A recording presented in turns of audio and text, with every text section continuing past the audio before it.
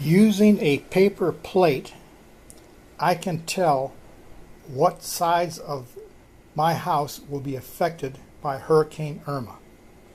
This is the eye.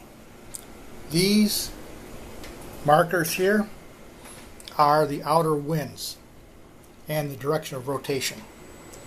Now, my house is not in direct path so far of Hurricane Irma, the center. Not in the path of the center, but I'm in the edges. So with this, I can tell which sides of my house are going to get pounded and which sides are going to get quiet. Okay? Irma moves along. If it stays on this path, oh, and by the way, this is my house. Okay?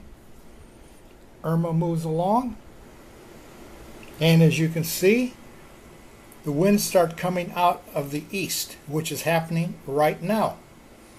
Then it passes closer. Now the winds are coming out of the south. Well, the north is up, so now the winds are coming up out of the south. I have to make sure that that south side is protected. Then Irma passes.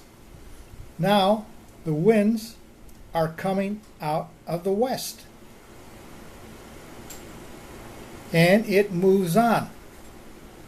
So I got to make sure I'm protected on the east, on the south, and on the west. If Irma stays on track, nothing much is going to happen on the north side. So using a paper plate, approximate where Irma is going to be, and this is your house or your apartment, you can figure out the direction of the wind. In my last hurricane preparedness, I had panels laying outside, getting ready to put them up, and somebody stole one of my panels. Now, I don't know if they had a use for it because they only took one. I think they were just trying to be smart and making sure I could not completely put panels up all the way around my house, but that's no problem, because I just showed you this analysis with a paper plate. I believe that the north side of my property is not going to get wind effect.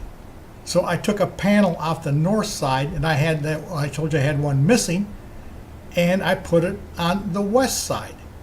So even though someone took that panel, because I did have for years all my necessary panels, even though they took that panel, I'm still able to protect the property, and using this paper plate analysis of which way the winds are going to be blowing.